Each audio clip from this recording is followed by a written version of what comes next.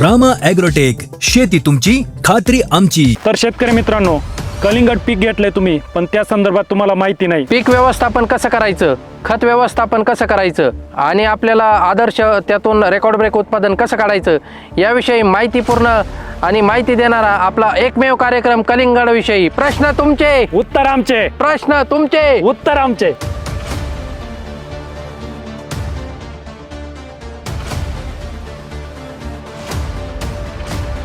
शेतकरी मित्रांनो, Rama ॲग्रोटेकच्या official YouTube चॅनलमध्ये सर्व शेतकरी मित्रांचे सहर्ष स्वागत. मी रामा ॲग्रोटेक प्रतिनिधी निलेश रामारी वंडेकर. रामकृष्ण हरी. शेतकरी मित्रांनो, रामा ॲग्रोटेकच्या यूट्यूब चॅनलमध्ये आपले सर्वांचे सहर्ष. तसेच शेतकरी मित्रांनो, मी रामा ॲग्रोटेक प्रतिनिधी विजय कानवडे. शेतकरी मित्रांनो, सर्व शेतकरी बांधवांमध्ये लोकप्रिय असलेला आपला एकमेव कार्यक्रम म्हणजे प्रश्न तुमचे उत्तर आमचे. तर या कार्यक्रमाचे आतापर्यंत 27 भाग कंप्लीट झालेले आहे आणि आजचा आपण 28वा भाग शूट करणार आहोत. तर आज आपण या व्हिडिओमध्ये आपल्याला कलिंगड पिकाविषयी आपल्याला सर्व प्रकारची माहिती जाणून घ्यायची आहे. कलिंगड पीक आपल्याला लागवड कशी करायची, व्यवस्थापन कसं करायचं, त्यामध्ये खतं कसे द्यायचे, कोणते खतं द्यायचे, त्यानंतर कालावधी किती, रोपांची निवड कशी, या सर्व प्रश्नांची आज आपण माहिती घेणार आहोत. शेतकरी मित्रांनो, प्रश्न तुमचे उत्तर आमचे या कार्यक्रमाअंतर्गत तुम्ही विविध पिकांसंदर्भात माहिती घेतलेली आहे. तर आज आपण कलिंगड या पिकासंदर्भात माहिती घेणार आहोत. आपल्या महाराष्ट्र राज्यामध्ये जे सर्व प्रकारचे पिकं आपले शेतकरी घेतात, तर यामध्ये कमी कालावधीचं पीक जे आहे आणि जे पिकं कमी कालावधीमध्ये येतात, त्या कमी कालावधीच्या पिकांमध्ये कलिंगड या पिकाचा देखील समावेश होतो. बरोबर. लागवड केल्यानंतर लवकर येणारं पीक, लवकर हार्वेस्टिंग होऊन परत दुसऱ्या पिकाला पण ते तयार होणारं पीक. त्यामुळं वंडेकर सर, कमी कालावधीत जास्त पैसे मिळवून देणारं जे पीक आहे, तर कलिंगड या पिकाकडे पण त्या माध्यमातून, त्या दृष्टिकोनातून शेतकरी बघतात. बरोबर. तर आपल्याला जी माहिती घ्यायची आहे, तर मला एक सांगा, आता समजा आपण याची जी लागवड करतो कलिंगड पिकाची, तर रोपं निवडताना साधारणपणे काय काळजी घ्यायला पाहिजे? सर, रोप निवडताना ना, ज्या नर्सरीतून आपण घेतो ते रोप हे निरोगी असायला पाहिजे. त्याच्यात कोणताही रोगमुक्त असलं पाहिजे. रोप निरोगी पाहिजे, जास्त वाढलेलं नाही पाहिजे, सगळ्यात महत्वाचं. आणि जे रोप आपलं हेल्दी असलं पाहिजे. फार काही कमी वाढलेलं नकोय किंवा जास्त वाढलेलं नकोय. एक समतोल त्याची वाढ झालेली पाहिजे आणि हेल्दी रोपाची आपण त्याची म्हणजे निवड आपण करू शकतो. त्यानंतर आता ज्यावेळेस आपण शेत नांगरतो, तर लागवडी करण्याआधी पण आपण जी मशागत करतो, रोटावेटर मारणे, कल्टिवेटर मारणे, तर ही मशागत पण आपल्याला फार महत्वाची आहे. या सरीमध्ये सरी पाडताना 2 सरीमधलं अंतर किती पाहिजे? साधारणपणे आपण 4x1.5, 4x2, 4x2.5 पर्यंत, 4-4.5 फुटापर्यंत आपण सरी त्यात घेऊ शकतो. 4 ते 4.5 फूट साठी एकदम योग्य आहे. परंतु लागवड करताना एक काळजी निश्चित घेतली पाहिजे की या वेलाची जी वाढ होते नंतर एकदम जोमदार वाढ होते, अतिशय आपल्याला आच्छादन मिळून जातं याचं वेलाचं. त्यामुळे आपण सुटसुटीत अंतर असणं कधी चांगलं. रोगराईचे अंतर किती घेतलं पाहिजे? साधारणपणे आपण सरी 4 ते 4.5 फुटापर्यंत आपण घेतली पाहिजे. आणि जे आपलं 2 रोपामधील जे अंतर आहे, तर ते आपण 1.5, 2, 2.5 फुटापर्यंत नक्की घेऊ शकतो. तर आता ज्यावेळेस आपण ही झाली आपली लागवडीची माहिती, तर आपण आता ज्यावेळेस रोपं लागवड करणार, तर त्यावेळेस आपण साधारणपणे त्याला 2-3 दिवशी आपण पाणी दिलं पाहिजे किंवा आपण पाणी देऊन लागवड केली पाहिजे वापसा आल्यानंतर. हा झाला आपला पहिला क्रॉप पॅटर्न. तर सर, आता मला असं सांगा, आपण ज्यावेळेस ड्रिचिंगमध्ये याला रामा ॲग्रोटेकचे काय काय प्रॉडक्ट देऊ शकतो? सर, याची लागण झाल्यानंतर 3ऱ्या ते 4थ्या दिवशी रोप एकदा जमिनीत रूट सेट झालं, तर आपण त्याला ड्रिंचिंगसाठी निमकरंज, रूट मॅजिकची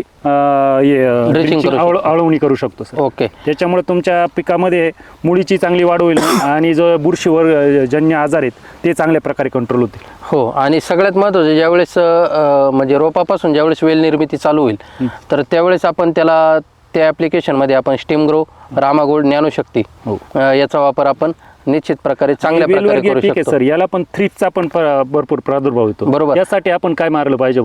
थ्रिप्स ज्यावेळेस दिसतील आपल्याला, त्यावेळेस आपण निमकरंज आपलं गटमुट नीम लोहा किंग हे प्रॉडक्ट आपल्याला साधारणपणे 8-10 दिवसाच्या अंतराने जर स्प्रे केले तर प्लॉट निरोगी ठेवण्यास आपल्याला फार चांगल्या प्रकारे सपोर्ट मिळू शकतो.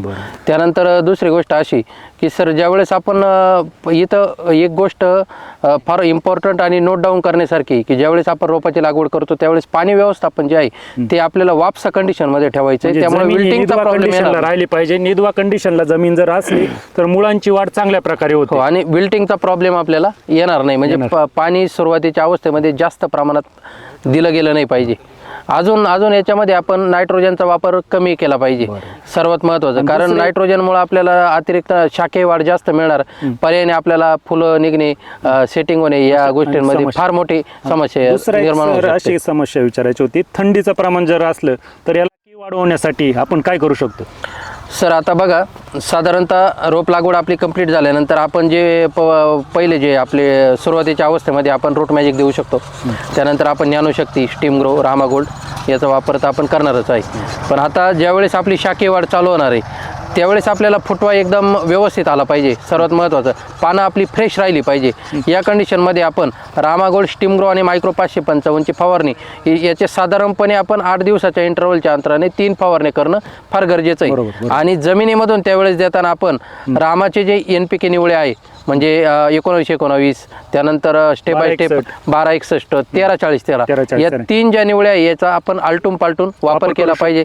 साधारणपणे वापसा कंडिशनमध्येच पाणी देणं हे तर फार गरजेचं आहे. परंतु ह्या निवळ्यांचा वापर केल्यानंतर आपल्याला जी शाखीय वाढ आहे ती व्यवस्थित मिळणार आहे. त्यानंतर आपल्याला 2 पेऱ्यातलं अंतर पण त्यामुळे कमी राहणार आहे आणि नायट्रोजनचा समतोल राहणार आहे. सगळ्यात महत्त्वाचं त्या कंडिशनमध्ये आपण बायोसमृद्धी ऑल इन वन जे आहे आणि आपलं तरकारी स्पेशल बायोसमृद्धी या 2 प्रॉडक्टचा आपल्याला बाकी कंपल्सरी वापर करायचा आहे. फुटाव चांगला पाहिजे असेल तर आपण ज्ञानशक्ती रामा गोल्ड याचा पण खालून रूट मॅजिकचा वापर केला तर चांगल्या प्रकारे फुटाव्याची संख्या वाढू शकते. साधारणपणे पहिला जो महिना आहे आपला 30-35 दिवसाचा जो कालावधी हा 30-35 दिवसांचा जो कालावधी हा आपला शाखीय वाढीमध्ये जाणार आहे आणि त्यानंतर आपली फ्लावरिंग कंडिशन येणार आहे. तर सर मला सांगा आता फ्लावरिंग कंडिशन विषयी थोडीशी तुम्ही पण माहिती द्या. फ्लावरिंग कंडिशनला याच्यात सगळ्यात जास्त प्रॉब्लेम येतो कलिंगडमध्ये सेटिंग फ्लावरिंगसाठी. ओके, तुम्ही कोणत्या वातावरणात पीक घेता याच्यावर सगळं फार अवलंबून आहे. बरोबर. थंडीचं वातावरण असलं तर सगळ्यात फ्लावरिंगला प्रॉब्लेम येतो. बरोबर. अशा वेळेस जर तुम्ही खालून बायोसमृद्धी ऑल इन वन वापरू शकता रूट मॅजिक आणि वरून फ्लावरिंगसाठी रामा मॅजिक स्टीम ग्रो कॅल्बोर याचे फवारे असे घेतले तर चांगल्या प्रकारे सेटिंग पण होते, फ्लावरिंग पण चांगल्या प्रकारे. इथे सर आपण 2 स्प्रे आवर्जून घेऊ शकतो. या 2 स्प्रेमध्ये आपण बघा रामा मॅजिक कॅल्बोर त्यानंतर आपण ही फवारणी झाल्यानंतर आपण या कंडिशनमध्ये ऑर्थोसिलची पण एक फवारणी देऊ शकतो.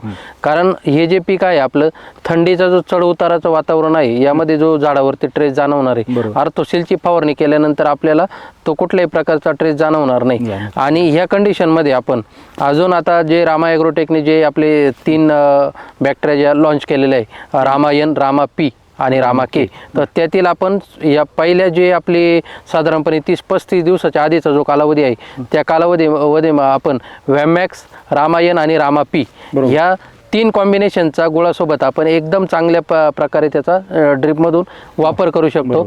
त्यामुळं अतिरिक्त जे NPK आहे जमिनीमधलं ते आपल्याला पिकाला उपलब्ध करून देण्यास फार मोठी मदत होणार आहे. आणि फ्लावरिंग कंडिशनमध्ये पण आपल्याला फॉस्फरसची लेवल चांगल्या पद्धतीनं मेंटेन राहिल्यामुळं तिथे पण आपल्याला एक चांगला आपल्याला फायदा मिळणार आहे. तर मित्रांनो तर आता आपण जे साधारणपणे लागवडीच्या पहिल्या दिवसापासून ते लागवडीच्या 60-65-70 दिवसापर्यंत आपण खतांच्या व्यवस्थापनाची माहिती तर आपण घेतलेली. पण आता ज्यावेळेस आपण त्याचा वरती विचार करतो वातावरणातला तर आपल्याला त्याच्यावरती रसशोषक किडी त्यानंतर आपल्याला लवकर येणारा करपा आणि उशिरा येणारा करपा त्यानंतर जर धुकं जास्त असेल आर्द्रतेचं प्रमाण जास्त असेल तर येणारी डावणी आजार. तर यासाठी आपण वंडेकर सर आपण काय व्यवस्थापन करायला पाहिजे? सर सुरुवातीला आपण आहे ना त्याला निमकरंज देऊ शकतो. ओके, जो निमकरंजमुळे आपल्या करपा बुरी याच्यावर चांगल्या सकिंग पेस्ट जे आहे त्याच्यावर चांगल्या प्रकारे कंट्रोल मिळेल. शेतकरी मित्र या कंडिशनमध्ये वेगवेगळ्या प्रकारचे स्पर्शजन्य आणि आंतरप्रवाही बुरशीनाशक मारत असतात. तर शेतकरी मित्रांना मी या कंडिशनसाठी एकदम इफेक्टिव्ह जे रामा ॲग्रोटेकचं कॉम्बिनेशन आहे तर हे आहे निमकरंज सोबत लोहा किंग आणि बायो इन्व्हर्टर. तर आपण निमकरंज साधारणपणे 1 ते 1.5 ml प्रति लिटर, लोहा किंग 1.25 ते 1.5 मिली प्रति लिटर आणि बायो इन्व्हर्टर जे आहे तर ते आपण 200 लिटर पाण्यासाठी 500 ml या पद्धतीचा जर स्प्रे आपण साधारणपणे 10 दिवसाच्या अंतराने जर 2 ते 3 वेळेस केला तर गॅरंटेड मी खात्रीने सांगू शकतो की आपले जे म्हणजे बुरशीजन्य आजार आणि जे रस शोषक किडी यांचं एकदम प्रभावी नियंत्रण होईल. तर या गोष्टींचा जर समावेश केला तर आपल्या फवारणींमध्ये 60 ते 70% बचत नक्कीच होणार आहे. आणि हे जे शेड्यूल आहे आपलं, खालची ताकद आपण जी देतोय म्हणजे त्यामध्ये बघा रूट मॅजिक असेल, ज्ञानशक्ती असेल, बायोसमृद्धी ऑल इन वन असेल, बायोसमृद्धी तरकारी स्पेशल असेल, त्यानंतर रामा गोल्ड, स्टीम ग्रो आणि मायक्रो 555 हे प्रॉडक्ट जर शेड्यूलनुसार जर शेतकरी मित्रांनी जर वापरले तर गॅरंटेड सांगतो की तुमचा केमिकलचा 70% खर्च इथंच कमी झालेला असेल. परंतु इतर प्लॉटपेक्षा पण जो या शेड्यूलनं तुम्ही जो प्लॉट डेव्हलप करणार आहे त्यामध्ये निश्चितच आमूलाग्र बदल घडल्याशिवाय तुम्हाला राहणार नाही. तर शेतकरी मित्रांनो, या भागामध्ये आपण रोप लागवण ते फ्लावर सेटिंगपर्यंत, फुल सेटिंगपर्यंत काय समस्या असतील तुम्हाला या कलिंगड पिकासंदर्भात तर तुम्ही कॉमेंट बॉक्समध्ये आम्हाला विचारू शकता. तर शेतकरी मित्रांनो, जो आपला रामा ॲग्रोटेकचा जो आपण कार्यक्रम चालू केलेला आहे, प्रश्न तुमचे आणि उत्तर आमचे, ह्या कार्यक्रमाचं वैशिष्ट्यच असं आहे की आपण नुसती आपल्या प्रॉडक्टची माहिती देत नाही तर पिकाच्या व्यवस्थापनामध्ये आपण रोपे निवड असेल, खत व्यवस्थापन असेल, त्यानंतर रसशोषक किडींचं नियंत्रण असेल, त्यानंतर येणारे विविध बुरशीजन्य आजार असेल, या स्टेजनुसार आपण काय करायला पाहिजे याची पण माहिती घेत असतो. आणि ही माहिती आपल्याला नक्कीच आपल्याला फायदेशीर ठरलेली आहे आणि यापुढेही ती ठरत राहणार आहे. तर आपण त्यासाठीच आजचा आपला जो कलिंगडचा जो भाग आहे, भाग 1 म्हणू आपण त्याला, तर तो लागवडीनंतर आपण फ्लावरिंग आणि सेटिंगपर्यंतची आपण आत्तापर्यंत माहिती घेतलेली आहे. फक्त या प्लॉटमध्ये आपल्याला म्हणजे या कंडिशनमध्ये आपल्याला नायट्रोजनचा बॅलन्स साधणं फार गरजेचं आहे. कारण आपण थंडीच्या वातावरणामध्ये हे पीक घेणार आहे, त्यामुळे एक्सेस नायट्रोजन तुम्हाला नक्कीच रोगराईकडे नेणारा असेल. त्यामुळे तुम्ही बॅलन्स न्यूट्रिशनचा वापर केला पाहिजे. आणि जे एकात्मिक अन्नद्रव्य व्यवस्थापन आहे त्यामध्ये रामा ॲग्रोटेकचं जर शेड्यूल तुम्ही फॉलो केलं तर तुम्हाला सक्सेस होण्यापासून कोणीही तुम्हाला म्हणजे तुम्ही 100% सक्सेस होणार आणि त्याचे तुम्हाला रिझल्ट पण चांगले मिळणार. तर इतर काही ज्या कमेंट असतील किंवा तुम्हाला काही याही व्यतिरिक्त काही तुमचे प्रॉब्लेम असतील, म्हणजे तुम्ही कलिंगड पीक लावलेलं असेल किंवा काही येणाऱ्या कालावधीमध्ये लावणार असाल तर कमेंटमध्ये तुम्ही आम्हाला काही प्रश्न विचारा. तुमच्या जे समस्या असेल त्यावर आपण निश्चितच त्यावरती उत्तर देण्याचा पुरेपूर प्रयत्न करू. आणि अल्पावधीतच जो आपला सक्सेस होणारा कार्यक्रम, त्यामुळेच नावारूपास आलेला आहे प्रश्न तुमचे उत्तर आमचे. प्रश्न तुमचे उत्तर आमचे. प्रश्न तुमचे उत्तर आमचे.